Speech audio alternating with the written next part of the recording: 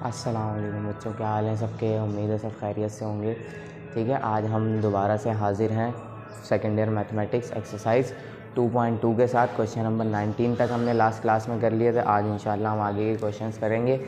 ठीक है, question number 20 से स्टार्ट करेंगे। तो देखें क्वेश्चन नंबर 20 में क्या कह रहे हैं। 3 पॉइंट्स दिए हुए, ये मैंने यहाँ पर लिख लिए। अब फाइंड क्या करना है वो हम देखते हैं क्या फ़ाइंड करना है। ठीक है, सवाल मैं पढ़ता हूँ, आपको सवाल साइड में नज़र आ रहा होगा। देखें ये कह रहे हैं कि find the ratio in which the point M this point. सही, क्या फाइंड करना है हमें, रेशो फाइंड करना है जिसको, यानी कि जिसमें ये point is divides the join L and N. इन दोनों पॉइंट्स को डिवाइड करना। ठीक है, यानी इन दोनों पॉइंट से बनने वाली लाइन को ये पॉइंट यानी एम पॉइंट किस रेशो में डिवाइड कर रहा है वो हमें फाइंड करना। बिल्कुल सिंपल है, हम कर चुके हैं क्वेश्चन नंबर 17 के जैसे ही। ठीक है, तो हम बिल्कुल करेंगे इसको सॉल्व। फाइंड क्या करना है, देखें फाइंड वाला मैंने नहीं लिखा था, मैं सोच रहा था पहले आपको बता दूं फिर लिखूं। क्या फाइंड करना है हमें, m1 रेशो m2। ठीक है, चलेंगे हम आगे। क्या पता है हमें, according two point of division. ठीक है, यही था। कैसे था, देखें m पॉइंट का नाम दिया, पॉइंट ऑफ डिवीजन इन्होंने रखा है m। m1 x2 plus m2 x1 upon m1 plus m2, comma m1 y2 plus m2 y1 upon m1 plus m2। सही, ये पॉइंट ऑफ डिवीजन का फॉर्मूला आ गया। पॉइंट ऑफ डिवीजन हमें मालूम है, क्या फाइंड करना है हमें, सिर्फ रेशो फाइंड करना है। ठीक है, और पॉइंट ऑफ डिवीजन है कौन सा, 0,-1। ये है m वाला, ये हमने पुट करा दिया। लाइन किन से बन रही है, l और n से लाइन बन रही है। ठीक है, तो कर लेते हैं हम। m1 हमें फाइंड करना है, m1 को हम ऐसे ही छोड़ेंगे। x2 की जगह हम क्या पुट करा देंगे, x2 की जगह हम पुट करा देंगे 2, क्योंकि दूसरे पॉइंट का x है।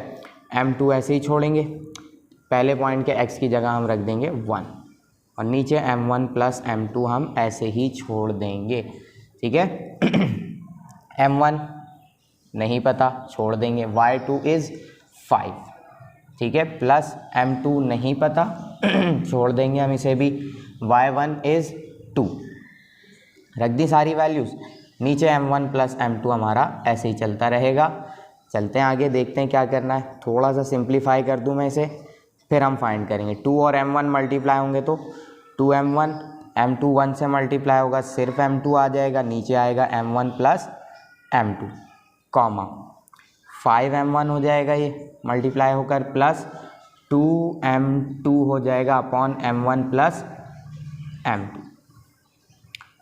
हो गए सिंप्लीफाई। ठीक है, अब देखें क्या करना है। आगे तो सॉल्व हो नहीं सकता, रेशो फाइंड करना है। दोनों कोऑर्डिनेट्स में रेशो आ रहा है m1 m2, किसी भी एक को मैं इक्वल करा के आसानी से फाइंड कर सकता हूँ। ठीक है, पहले हमारे पास यहाँ नंबर भी थे, ज़ीरो भी था हर तरीके से हम कर चुके हैं। जब अलग अलग नंबर थे तो हमारी मर्ज़ी हम किसी से भी फाइंड करें। अब यहाँ पर ज़ीरो आ रहा है तो मैं लाजमी ज़ीरो को ही यूज़ करूँगा। ठीक है, यानी x वाला कोऑर्डिनेट किसके इक्वेट करा दूँगा मैं, ज़ीरो के। ठीक है, तो करा देते हैं। Equating 0 is equal to 2m1 m2 upon m1 plus m2। ये पूरी वैल्यू नीचे डिवाइड हो रही है, इस तरफ आके 0 से क्या हो जाएगी, मल्टीप्लाई, और ये वैल्यू ख़त्म हो जाएगी। तो क्या आएगा हमारे पास, सिर्फ m1 m2। फाइंड करना क्या है हमें, m1 अपॉन m2 फाइंड करना है। करा लेते हैं यहाँ पर और आंसर आ जाएगा। देखिए m1 अपॉन m2 फाइंड करना है, तो मैं क्या करूँगा, इस 2m1 को उठाकर उस तरफ ले जाऊँगा, तो -2m1 हो जाएगा, यहाँ प्लस था। ठीक है, m1 अपॉन m2 फाइंड करना है, ये याद रखना है। देखिए m1 यहाँ पर मौजूद है, ये m2 यहाँ मल्टीप्लाई हो रहा है, इस तरफ आकर डिवाइड हो जाएगा। ठीक है, यहाँ कुछ नहीं बचा तो 1 था, और ये -2 आके इस तरफ डिवाइड हो जाएगा। क्या आ गया रेशो हमारा, m1 अपॉन m2, यानी m1 रेशो m2 आ गया हमारा 1:-2। ये आ गया आपका आंसर, है ना इजी बिल्कुल। स्क्रीनशॉट लें इसका जल्दी से, फिर हम चलते हैं क्वेश्चन नंबर 21 पे। ये बिल्कुल वैसे ही सवाल था, हम सॉल्व कर चुके हैं, इस वजह से जल्दी जल्दी से मैंने करा दिया। अब हम चलते हैं क्वेश्चन नंबर 21 पे और देखते हैं उसमें क्या क्या है। चलें बच्चों, अब हम आ गए हैं किस पे, क्वेश्चन नंबर 21 पे। उम्मीद है आप लोगों ने स्क्रीनशॉट ले लिया होगा उसका, ठीक है, और समझ में भी आ गया होगा। अब हम चलते हैं क्वेश्चन नंबर 21 पे, देखें क्या दिया गया क्वेश्चन नंबर 21 में। कह रहे हैं कि the centre of a circle is C 2,3। एक सर्कल का सेंटर है 2,3। Point A 7,4 is 1 end of a diameter.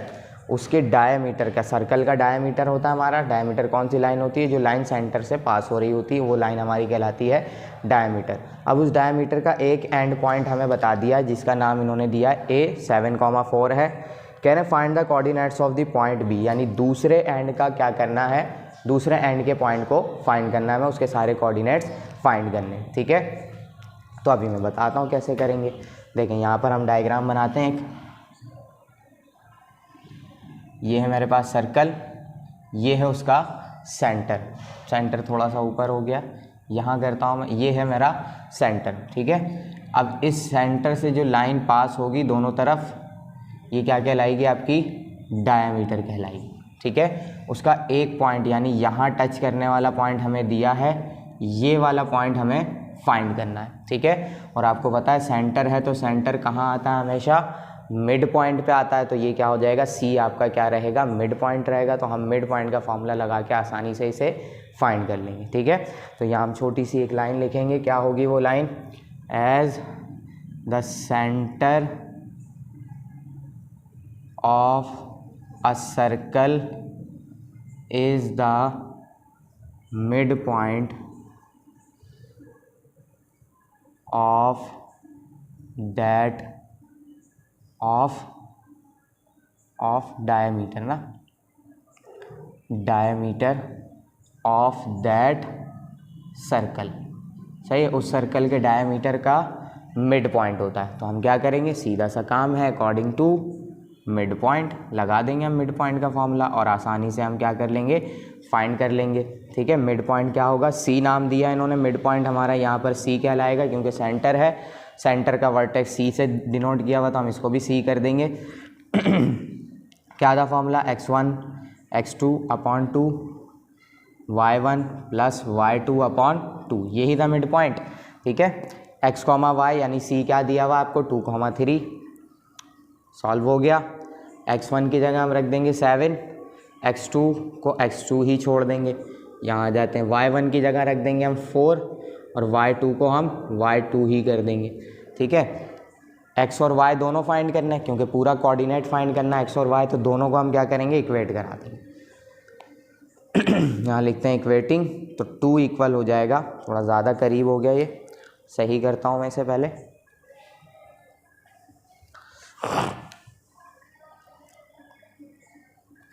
2 is equal to 7 plus x2 upon 2, और यहाँ आ जाते हैं 3 is equal to 4 plus y2 upon 2, सही है। दोनों की वैल्यू चाहिए। अब y2 को y रखा था मैंने, तो y रहने देते हैं, x और y क्योंकि ये b के पॉइंट्स हैं, ठीक है। 2 यहाँ डिवाइड हो रहा है, इस तरफ आके मल्टीप्लाई हो जाएगा, 2 2 ज़ा 4, 7 प्लस x, 7 यहाँ प्लस हो रहा है, इस तरफ भेज के हम इसे करा देते हैं माइनस, तो x की वैल्यू क्या आ जाएगी, -3 आ गया x। यहाँ से y निकाल लेंगे, 2 3 ज़ा 6 क्योंकि 2 डिवाइड हो रहा है, इस तरफ आकर मल्टीप्लाई हो जाएगा, 4 प्लस y, अब 4 यहाँ प्लस हो रहा है, इस तरफ आकर माइनस हो जाएगा, तो 6 - 4 इज़ 2, ये आ गया आपके पास y कोऑर्डिनेट भी आ गई दोनों की वैल्यूज़। तो हम क्या लिख देंगे, दी अदर, क्या लिख दिया है मैंने, the other and point is b, x, y था, क्या क्या वैल्यूज़ निकाली, x की निकाली हमने -3 और y की निकाली हमने 2, ये आ गया आपका आंसर, है ना आसान बिल्कुल जी। जल्दी से अब इसका भी स्क्रीनशॉट ले लें, फिर हम चलते हैं इसके क्वेश्चन नंबर 22 पर। चलें बच्चों, अब हम आ गए हैं किस पे, क्वेश्चन नंबर 22 पे। ठीक है, ये सवाल भी बिल्कुल उसी तरीके से है जैसे हम 17 कर चुके हैं, जैसे हम 20 कर चुके हैं अभी के अभी, सही है। 17 हमने पिछली क्लास में किया था। और अगर बिल्कुल रिजेम्बलेंस चाहिए तो ये बिल्कुल क्वेश्चन नंबर 14 की तरह है। ठीक है, पूरा का पूरा सेम है 14 की तरह। देखें सवाल में पढ़ता हूँ, अभी आपको समझ आ जाएगा। कह रहे हैं कि find in what ratios the join these join, यानी इन दोनों से मिलकर लाइन बनेगी। नाम नहीं दिया हुआ इन्हें, नाम मैंने खुद से दिया है। इस cut by the axis of coordinates, यानी कि एक्सिस से ये कट हो रही है तो किन रेशोज़ में डिवाइड होगी। याद है एक्स एक्सिस वाई एक्सिस 2 दफ़ा हमने काम किया था। एक दफ़ा x,0, एक दफ़ा 0,y वाले पॉइंट ऑफ डिवीजन से रख के हमने रेशोज़ फाइंड किए थे। ठीक है, बिल्कुल सेम उसी तरीके से हमें क्या करना है, इसे भी सॉल्व करना है। एक्सिस से कट हो रही है हमारी लाइन और फाइंड करना है हमें m1 रेशो m2। 2 दफ़ा हमें क्या करना है, इसे फाइंड करना है। एक दफ़ा x एक्सिस के लिए, एक दफ़ा y एक्सिस के लिए। ठीक है, देखें मैं क्या करता हूँ, यहाँ पर आपको बनाकर दिखा देता हूँ कि लाइन मेरी कैसी दिखाई देगी आपको। देखें लाइन होगी इस तरीके की, -2,2, तो -2,2 कुछ यहाँ आ जाएगा। ठीक है, और 4,5 कुछ यहाँ आ जाना चाहिए, यहाँ। ठीक है, तो जब इसे बनाया जाएगा तो ये x एक्सिस से भी कट कर रही है और y एक्सिस से भी, दोनों से कट कर रही है। भले से बाहर कट कर रही है लेकिन कट कर रही है, तो हमें उससे मसला नहीं है। अगर बाहर कट कर जाती है तो हमारी लाइन क्या हो जाती है, रेशो माइनस में आ जाता है, बस और कोई फ़र्क नहीं होता। ठीक है, तो हमें रेशो ही फाइंड करना है। एक दफ़ा जब x एक्सिस से कट कर रही है तो इसका पॉइंट ऑफ डिवीज़न क्या होगा, x, 0, और जब यहाँ कट कर रही है तो क्या हो जाएगा 0,y। मैंने बताया था आपको जब x एक्सिस पे कट करती है लाइन तो आपका पॉइंट ऑफ डिवीज़न तो छोड़ें, कोई भी पॉइंट x एक्सिस पे क्या होगा, उसका y कोऑर्डिनेट 0 होता है। ठीक है, इसी तरीके से जब y एक्सिस पे कट करती है तो पॉइंट का x कोऑर्डिनेट क्या हो जाता है, 0 हो जाता है। तो हमें 2 दफ़ा पॉइंट ऑफ डिवीज़न का फॉर्मूला लगाना है और रेशो फाइंड करने हैं, एक दफ़ा x एक्सिस के लिए, एक दफ़ा y एक्सिस के लिए। तो हम चलेंगे सबसे पहले 4x एक्सिस। ठीक है, तो हम यहाँ लिखेंगे एज द लाइन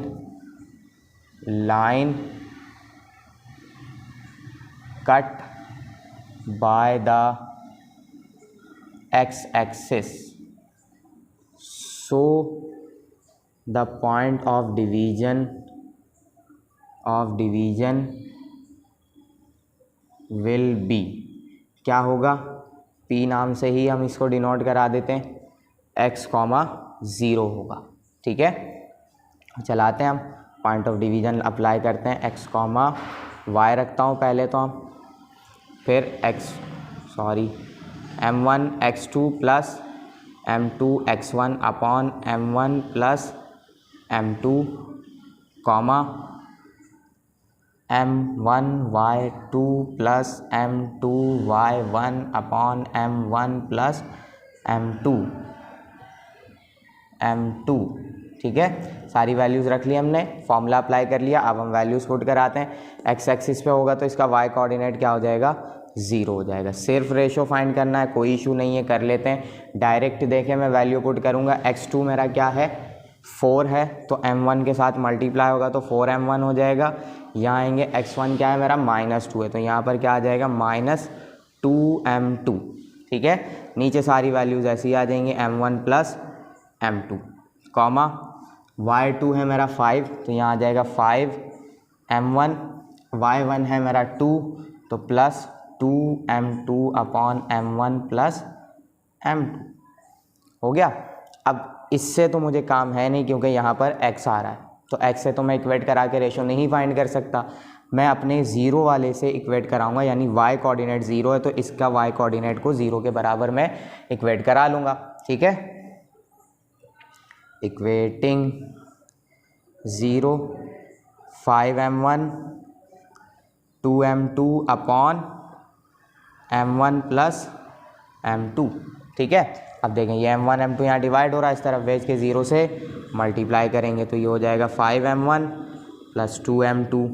क्या फाइंड करना है हमें, m1 अपॉन m2। जब भी रेशो आएगा तो m1 ये वाला 5 यहाँ पे प्लस हो रहा था, इस तरफ भेज के हमने करा लिया माइनस, तो ये आ गया 2m2। ठीक है, चलते हैं फाइंड करते हैं, देखते हैं क्या आ रहा है। m1 अपॉन m2 चाहिए, m2 इधर डिवाइड होगा, 5 उस तरफ चला जाएगा, तो इसे हम कर लेते हैं यहाँ पर। देखें क्या होगा, यहाँ पहले वैल्यू लिख लेता हूँ मैं ताकि बार बार मुझे वहाँ ना दिखाना पड़े आपको, यहीं करेंगे हम डायरेक्ट। m1 अपॉन m2 चाहिए, m2 यहाँ 2 के साथ मल्टीप्लाई हो रहा है, इस तरफ आके क्या करा दिया मैंने, डिवाइड करा दिया, हो गया। अब -5 यहाँ मल्टीप्लाई हो रहा है, इस तरफ आके 2 से क्या हो जाएगा, ये डिवाइड हो जाएगा। आ गया रेशो, तो करा देते हैं हम m1 ratio m2 is equal to 2 ratio -5, ये आ गया आपका आंसर, ठीक है। अब -2 रेशो 5 लिखें या 2 रेशो -5 लिखें, एक ही बात है, कोई इशू इसमें नहीं है, ठीक है। ये आ गया आपका पहला आंसर। अब हमें किसके लिए करना है, बिल्कुल सेम काम, पहले इसका स्क्रीनशॉट ले लें, फिर मैं इसी में आपको चेंजिंग करके दिखाता हूँ, क्योंकि हमारा कुछ भी चेंज नहीं होने वाला, सिर्फ मुझे यहाँ x एक्सिस के बजाय y एक्सिस लिखना है, ये भी सेम होगा, ये भी सेम है, ये भी सेम है, ये सब कुछ सेम रहेगा, बस हम इक्वेट अब x कोऑर्डिनेट के बजाय किससे, y कोऑर्डिनेट के बजाय किससे करवा लेंगे, x कोऑर्डिनेट से, ठीक है। जल्दी से इसका स्क्रीनशॉट लें, फिर मैं इसी में चेंजिंग करके दिखाता हूँ आपको। देखें क्या करेंगे हम यहाँ पर, अब मैं यहाँ बस x एक्सिस के बजाय y एक्सिस लिख दूँगा, मेरा पॉइंट ऑफ डिवीज़न बस ये वाला चेंज हो जाएगा, ठीक है। और इसकी इक्वेटिंग अब मैं दूसरे पॉइंट से करा दूँगा, बस देखें क्या करेंगे हम, 4y एक्सिस, तो पॉइंट ऑफ डिवीज़न क्या होगा, 0, y। अब y एक्सिस पे कट कर रहा है तो इसका x कोऑर्डिनेट क्या हो जाएगा, 0। ये सब कुछ हम वैसे ही पुट करेंगे, यहाँ x के बजाय क्या आ जाएगा, 0, और ये y ऐसे ही रह जाएगा, ठीक है। अब किससे इक्वेट कराऊँ, ये वाली वैल्यू अब किससे इक्वेट हो जाएगी, 0 के साथ, तो 0 is equal to 4m1 minus 2m2 upon m1 plus m2, ठीक है। अब ये यहाँ डिवाइड हो रहा है, इस तरफ भेज के हम 0 से मल्टीप्लाई कराएंगे, ख़त्म हो जाएगा। क्या मिला मुझे, 2m2, ठीक है। वैल्यू चाहिए मुझे, ये -2m2 है, इस तरफ भेज के हम इसे क्या करा लेंगे, प्लस का 2m2 करा लेंगे, ये आ गया 4m1, ठीक है। m1 अपॉन m2 बनाना है, बनाते हैं यहाँ पर यहाँ बनाएंगे हम और आंसर आ जाएगा। देखें वो वैल्यू है हमारी पूरी, उठा के मैं पहले यहाँ लिख लेता हूँ, 2m2 है और 4m1 है, हमें चाहिए m1 अपॉन m2, तो ये m2 यहाँ मल्टीप्लाई हो रहा है, इस तरफ आके m1 के साथ हो जाएगा, m1 के साथ हो जाएगा डिवाइड। अब ये 4 यहाँ मल्टीप्लाई हो रहा है, इस तरफ जाके 2 से क्या हो जाएगा, ये डिवाइड, ऐसे ही होगा बिल्कुल। 2 1 ज़ा 2, 2 2 ज़ा 4, तो यहाँ क्या बचा, 1/2, यहाँ आ गया m1 अपॉन m2, रेशो में लिख दें, आ गया हमारा रेशो, ठीक है।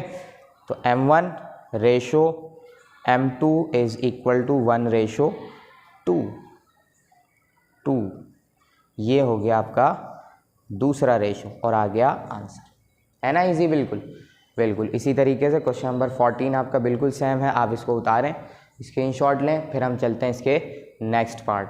अब हम आ गए किस पे, क्वेश्चन नंबर 24 पे। आपको नज़र आ रहा होगा कि मैंने 21 के बाद 22 के बाद डायरेक्ट 24 करवा दिया, बिल्कुल। 23 क्वेश्चन जो है वो इतना काम का नहीं है, लेकिन मैं उसे करवाऊंगा, उसकी टेंशन ना लें, ठीक है, क्योंकि नंबर की फॉर्म में दिया गया है तो मेरा फ़र्ज़ है करवाना। अल्फ़ाबेट में होता तो मैं फिर भी छुड़वा देता, ठीक है। वो काफ़ी बड़ा सवाल है, आज की वीडियो में अगर मैं कवर कराने बैठा तो मेरी एक्सरसाइज दोबारा से रह जाएगी। मैं काम के सवालात पूरे करवा देता हूँ, फिर मैं अगली एक वीडियो और बनाकर आपको उस सवाल की अपलोड करा दूँगा, ठीक है। तो उसकी टेंशन नहीं लेनी, मैं 23 अलग से सॉल्व करवा के आपको अपलोड कर दूंगा ताकि आप लोग देख सकें वो कि किस तरीके से उसे सॉल्व करना है, ठीक है। लेकिन अभी हम क्या करेंगे, जो हमारे काम के सवाल आते हैं 24 और 25 वो हम कंप्लीट करेंगे। तो अब हम देखते हैं 24 को। 24 बिल्कुल अभी जो हमने किया है 22 बिल्कुल उसी से मैच करता हुआ है, ठीक है। देखेंगे a straight line passes through the points A and B, यानी एक लाइन गुजर रही है, उसी लाइन पर ये दोनों पॉइंट्स भी आ रहे हैं, यानी इन्हीं से वो लाइन क्या हो रही है, पास हो रही है, ए और B. On this line find a point, अब कह रहे हैं कि इसी लाइन पर एक पॉइंट फाइंड करें, whose abscissa is equal to 3, जिसका एब्सीसा क्या है, इक्वल टू 3। अब एब्सीसा क्या है मैं बता देता हूँ आपको। देखें हमारे पॉइंट्स बनते हैं कुछ इस तरीके से, x, y की फॉर्म में।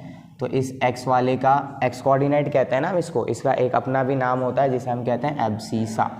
ठीक है, एब्सीसा। एक तो इसकी स्पेलिंग मुझे याद नहीं होती, मैं देख के लिखता हूँ, एब्सीसा, SCI है, SCISSA। ठीक है, x कोऑर्डिनेट को हम कहते हैं एब्सीसा और y कोऑर्डिनेट को हम कहते हैं ऑर्डिनेट। ठीक है, ये इन दोनों के अपने अपने नाम होते हैं। तो अब अगर कहीं ये दो नाम सुनाई दें आपको, कहीं भी लिखे हुए नज़र आए, तो आप समझ जाइएगा कि x और y कोऑर्डिनेट की ही बात हो रही है और किसी की बात नहीं हो रही। ठीक है, अब हम चलते हैं सवाल की तरफ कि सवाल में इन्होंने क्या कंडीशन दी है। देखें, ये लाइन है मेरी, ये बन रही है, बनी हुई है ये पहले से ही, कितनी लंबी है हमें नहीं पता। वो कह रहे हैं कि इसी लाइन पे ये दोनों पॉइंट्स आ रहे हैं, A और B। फिर कह रहे हैं इसी लाइन पर कहीं एक पॉइंट है, हो सकता है यहाँ हो सकता है कहीं और हो, लेकिन उसका जो x कोऑर्डिनेट यानी कि एब्सीसा है वो 3 है और y नहीं मालूम। सिर्फ हमें क्या फाइंड करना है, y फाइंड करना है। ठीक है, और हमें नहीं पता कि ये पॉइंट किस रेशो में डिवाइड हो रहा है। ठीक है, कि इसका रेशो का क्या है, मतलब लाइन को किस रेशो में डिवाइड कर रहा है। तो हमें क्या करना पड़ेगा, पहले तो हम रेशो फाइंड करेंगे इस 3 को यूज़ करके, फिर क्या करेंगे, उसी को इसके अंदर पुट करा के हम y कोऑर्डिनेट भी फाइंड करेंगे। हमें सिर्फ y कोऑर्डिनेट चाहिए, बाकी हमारा सारा का सारा कुछ दिया गया है। ठीक है, चलते हैं हम यहाँ पर। एज द एब्सीसा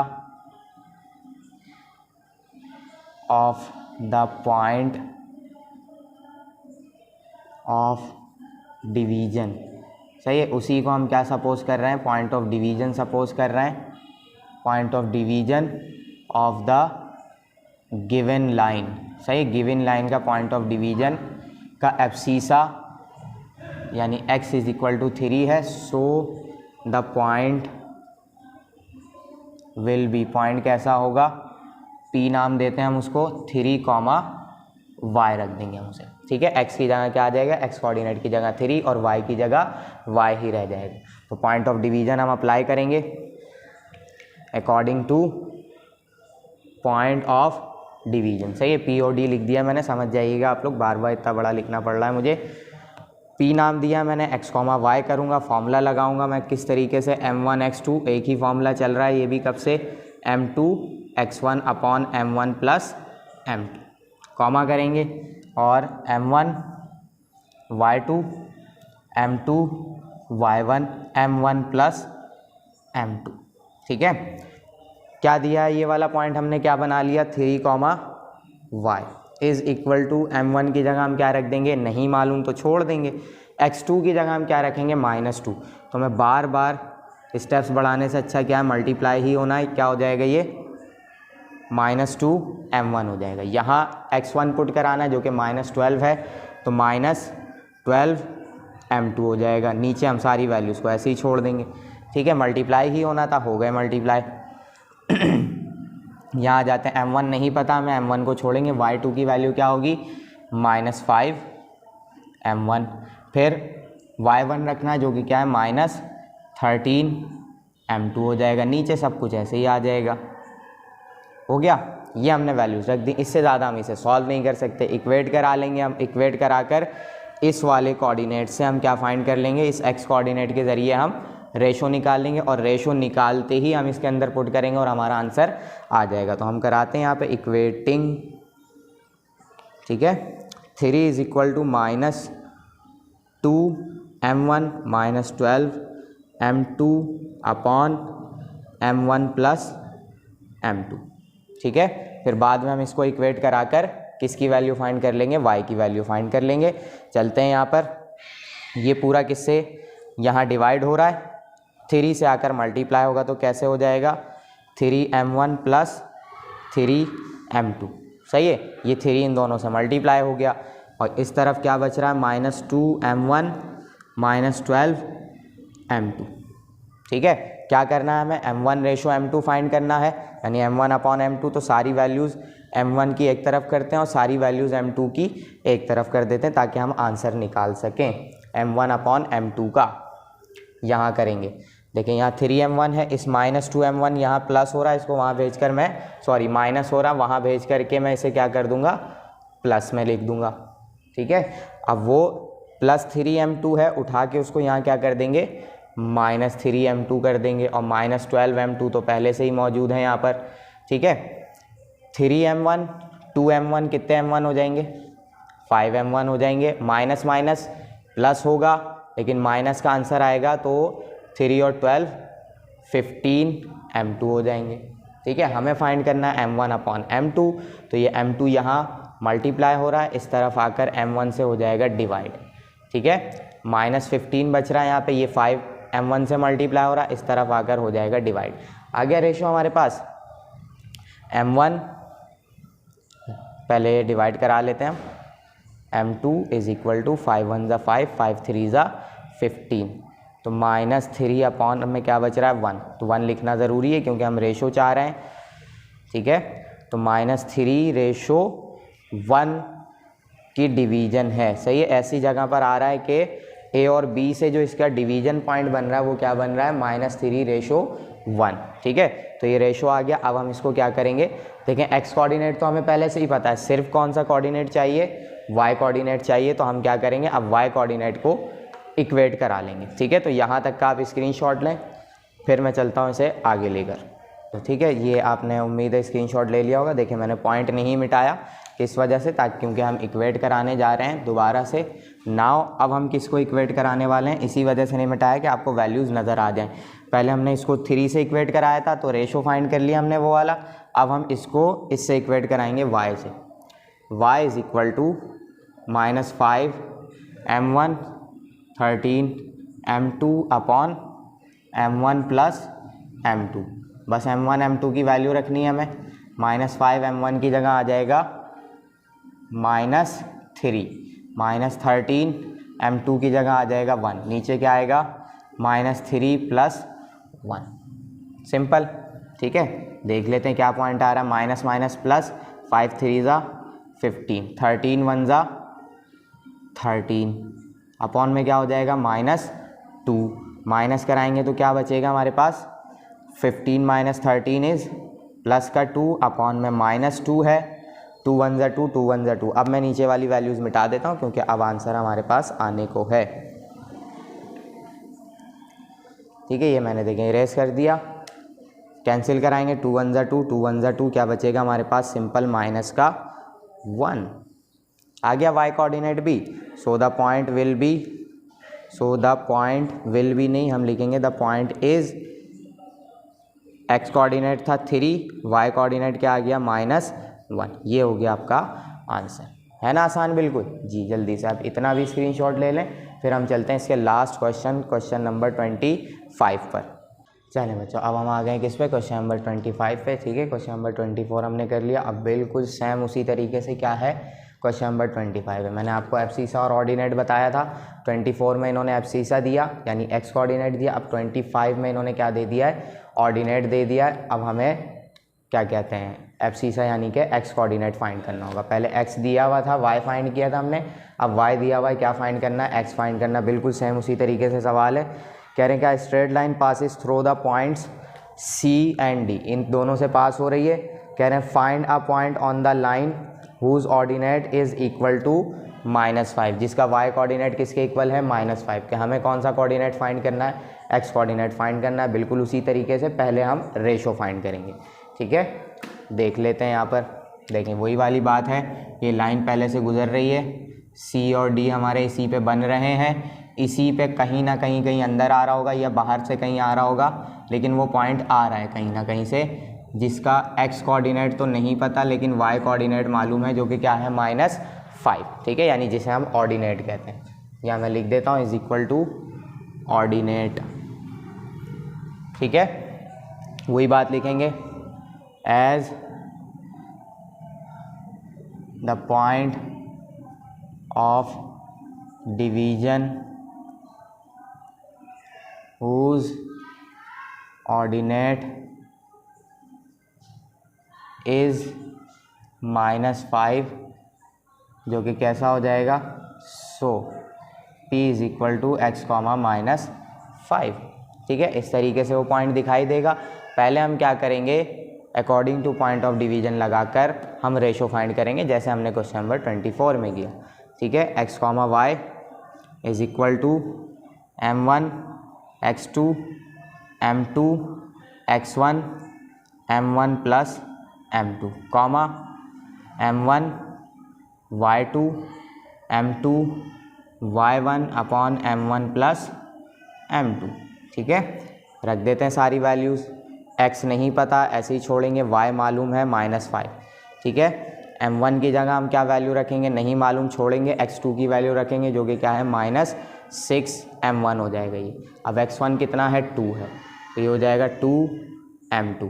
तो m1 plus m2 comma y2 की जगह क्या आ जाएगा 5 m1 और -3 m2 upon m1 plus m2। ठीक है, y1 हमारा -3 था, वैल्यू पुट करा दी। क्या करेंगे, इक्वेट कराएंगे। देखें अभी तो इससे काम नहीं है मेरा, क्योंकि मैं x के ज़रिए रेशो नहीं निकाल सकता। -5 मुझे मालूम है पहले से, तो मैं -5 को इक्वेट करा के इसका रेशो पहले फाइंड करूँगा। इक्वेटिंग करूँगा मैं, -5 is equal to 5 m1 3 m2 upon m1 plus m2। ठीक है, ये यहाँ डिवाइड हो रहा है, इस तरफ आके -5 से मल्टीप्लाई होगा तो कैसा हो जाएगा -5 m1 -5 m2। ठीक है, दोनों से मल्टीप्लाई करा दिया और ये 5 m1 -3 m2।